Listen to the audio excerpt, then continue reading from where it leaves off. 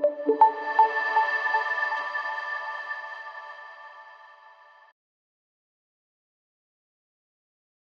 I'm Terence Lewis, and it's going to take me a while to accept this doctorate, which has been conferred to me a few days ago. So it feels a little strange attached to my name, but I'm absolutely honored. But today I'm going to talk to you about a very interesting topic, which is already the topic of today's discussion, which is Ikigai. So I'm going to be absolutely honest about, this journey that I've had and how it kind of, resonates with the Ikigai philosophy. So let's just put a certain perspective. What is Ikigai? Ikigai basically means reason for being. In French, we also call it raison d'être, which basically translates into the feeling of when you wake up in the morning. How do you feel? What do you feel about, really going out and doing something that really, really charges your spirit and your entire body and your mind wants to do that. So that feeling of, fulfillment is what we're looking at. Ikigai basically translates into that. And very interestingly, it is an all-encompassing phenomenon. So it has 4 quadrants. In those 4 quadrants, is what you love to do. The second quadrant, which is below it, is what you're good at. The right-hand side corner, the other side, is what the world requires of you. How is it connected to the social aspects of the world?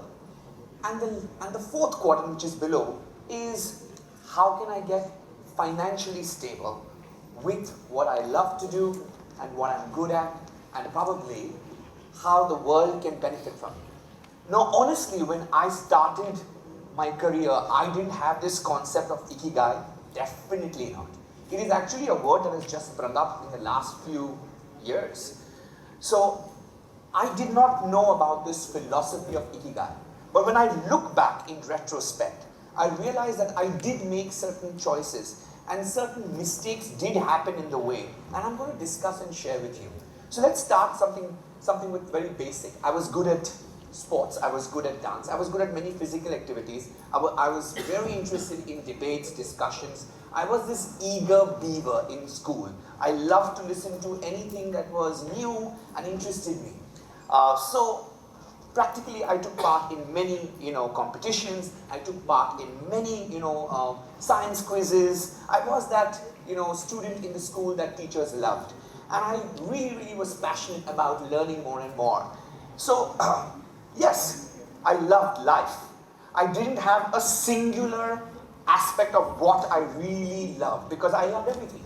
I was like, I like this and I like this. But there comes a point in your life where you have to say, okay, I like this, but really what do I genuinely love? Where I feel that time can just pass by and I don't even realize it. That is the deciding factor. When you can talk about it for hours, where you feel time just passes by and you don't have an idea of it. Where you feel even if you didn't get paid for it, you would still do it.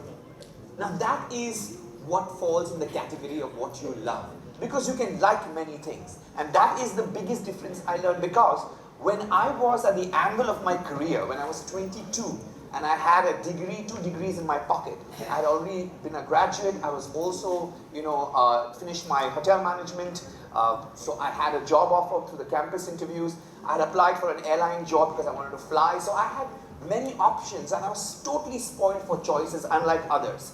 And here was me also in the last 5 years having to kind of, go house to house, teach dance. So I also had a lucrative career, which I didn't know at that point that hobby would turn into a career. I had just done it for hobby, and of course, it paid for certain bills. It paid for my for my tuition fees. It paid for my dates, so it was perfectly fine. So in a way, it kind of was this. It was me there at 22, figuring out now what career should I take, because I'm good at this. I'm good at this. I'm good at my hotel management. I also stood first there. So it was like, now what do I do about it? And then there was this very important question to ask oneself. I may like to do many things, but what does my heart yearn for? What is it that I will do even if I don't get paid? What is it that makes me feel that this time just passes by? And the one answer that came to me was dance. It was creativity. It was anything that will allow me to express myself. I guess it has its roots somewhere. Dance was something that allowed me to be on stage, to take the limelight. I guess as a child, born in a family of 8 children, I felt that, I was lacking in attention.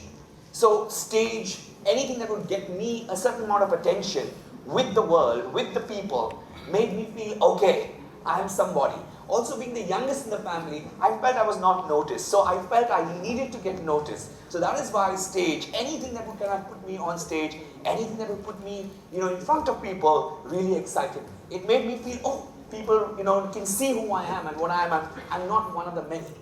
Because I was one of the many in a family of 8 children. So I think many times the reasons why we love to do certain things stems from certain things that we feel in our childhood. So one needs to also ask oneself, why do you love something? Because you might love something for, because you have this idea and the notion of what you love. But what is the base of that? What is that base emotion that is making that decision of you telling yourself that you love something? So one needs to always scratch the surface and go a little bit more deeper. Fortunately for me, it still remained that I found dance to be very creatively satisfying. Much later, not when I was growing up, much later when I was looking back and saying, why did I choose this? I could have done very well in the hotel industry or the other industry too. Because this comes to my second question, which is, what are you good at? What you are good at can sometimes just be simply because you have grown up with a certain number of people, with a certain amount of intellect, with a certain amount of physical, strength. So sometimes you can just be good at many things. Doesn't mean that this is something that you need to kind of translate into your Ikigai. Do you understand what I'm saying? The feeling is that many times that when in my career or in my life, I realized that if I put my mind to it, I knew I would be good at it. I knew that I was excellence driven. So clearly, if I put my mind to it and I decided that I want to be good at this, I knew I would be good at it. It was that goal set. And once I set my goal, I go for it. Doesn't mean that I love it. You see the difference? So one needs to realize just because you're good at something doesn't mean you love it. You could be good at many things because of the situation, because you may have a certain amount of, experience, you may have a certain physical aspect. So one needs to be very careful about being very driven just because you're good at something. It's not enough to find your Ikigai. The third most important thing is, of course, like many people say, live your passion. Live your passion. That's how great people, people become great. And I completely want to dismiss this notion that, passion is everything. And recently there's this whole craze about, how's the Josh? And my quick question to you again is, how is the Hosh? Because, as a country, we're very emotional, no? Indians are very emotional. So, Josh is very high, but Hosh, okay, sometimes has to be kind of also be checked. So one needs to be very careful about not just the emotional, energy, but one needs to also understand there needs to be an intellect into it. So just because somebody said that, you can, you fight for your passion and just go for it, but maybe you will not get paid for it, and maybe that's what you need. Of course, if you have a rich father and you have somebody who can pay your bills, great. Then you can, collect stamps and, be happy about it. But if you have to put bread on the table, if you want to have some respect for the fact that you want to kind of be independent financially, you cannot just live by your passion. You have to also figure out what will the world pay for? Why would the world pay you for this? You have to also have that sensibility to understand why will the world pay you for what you love and what you're good at. So one needs to find that balance also. So it is a very tricky composition. Ikigai sounds very simple, but it is not.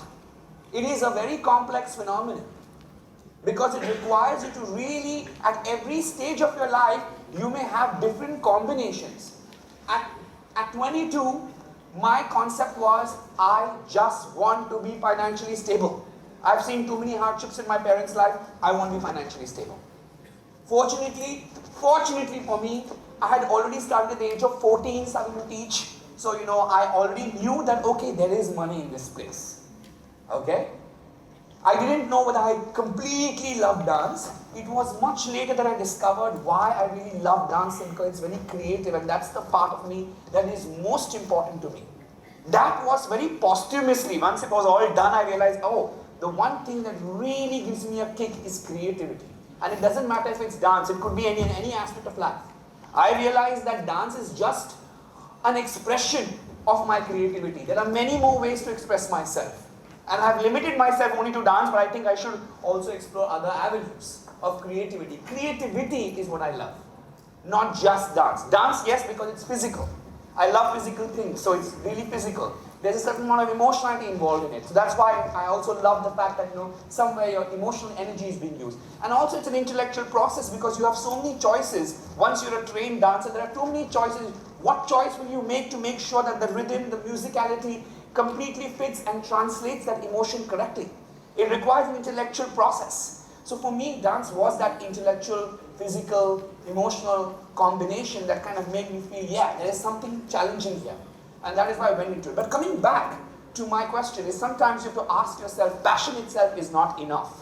You need to understand that what will the world pay for? And that's very important. The fourth aspect is, and that comes much later, and I will pick up story out of my own life.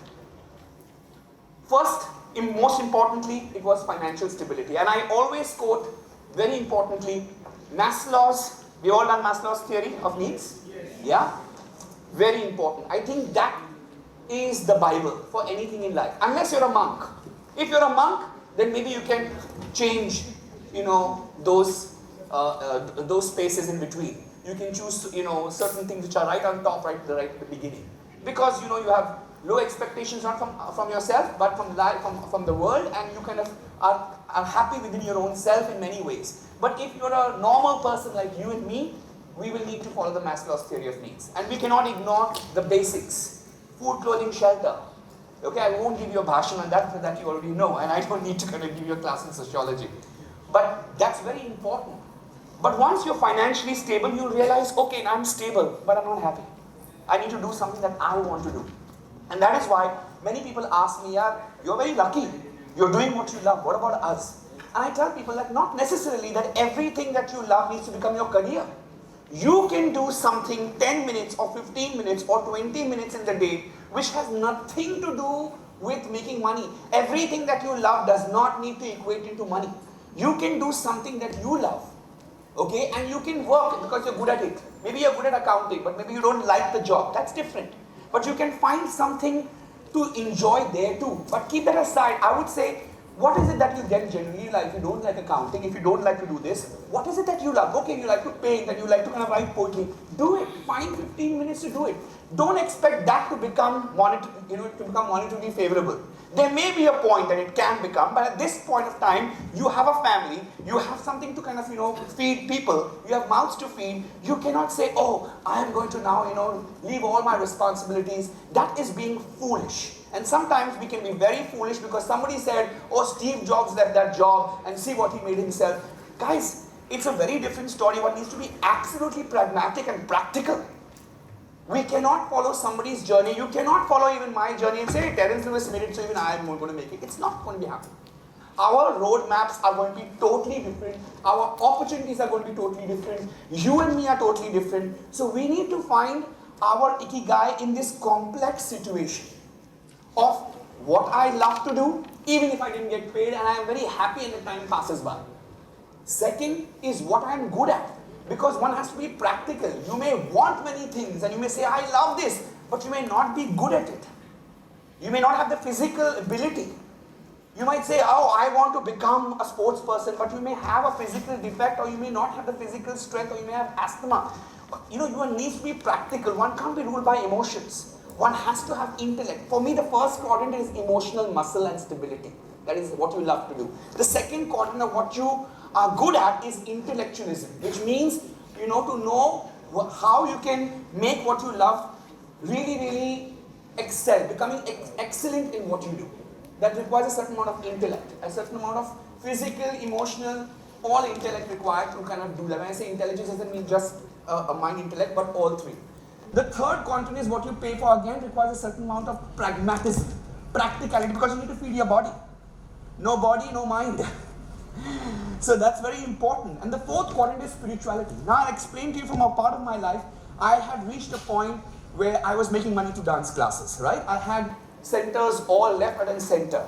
You know, I've become famous in the last 10 years, so, you know, it was a natural process. I had my classes, and there came a point where I felt very dull, and I felt, this is not changing this is not a game changer. I'm just making money, and I had money. Now, because I was financially stable, I could take that decision. I could sit there and say, now that I'm financially stable, I want to do something beyond this. What does really India need? And I realized that we needed professional training because Gali Nukkad there were classes. What was lacking was training the trainer. And I took my team aside and I said, listen guys, we're going to shut shop. We're not going to anymore have the Terence Lewis Academy. I'm going to change into Terence Lewis Professional Training Institute because I see there's a great dearth of professional training in this country. And if you have to raise the standards, we will need to make sure that we train the trainers. It is going to be a hard process. It's like throwing away money. It's like, you know, cutting our own feet because we're going to kind of train the trainers and they're going to have more classes. But I said, I don't care. I feel this is what I need and I'm going to do it. So please understand, be absolutely pragmatic, be absolutely practical about your Ikigai. Ikigai is a combination of 4 things and it matters at what stage of life, what is important to you, what is it that you really feel at that stage of your life. We will have to figure out our own Ikigai. And Ikigai is a combination of all 4 and sometimes 3 and sometimes 2. It is something that you will need to ask. Most importantly, to ask many times. Again, very important basic questions is if you love something, why do you love it? Where is that emotion coming from? If you like to do something and you're good at what you're doing, is that enough? Most importantly, if you're getting paid for it, it's great and it's nice, but very importantly, is it fulfilling you? Is that all you need? Okay, and the 4th thing is that eventually, if it can really take and push the world to kind of create something which is unique and which is different and can really be the need of the hour of what the world needs, then yes, you will find a more holistic approach where you feel it's not only about yourself, it's about others, because it's a great joy, because as human beings, we can be selfish, but the truth is that there's a dichotomy to this, that it also gives us happiness to see when others succeed. And that is also an important aspect of human beings. We are a contradiction of too many things. But when we balance everything out, we will feel ourselves reaching that, that balance, that midpoint, which is also the Buddhist way of life, to be in the center. And that is what Ikigai is all about. Thank you for listening, and I hope you feel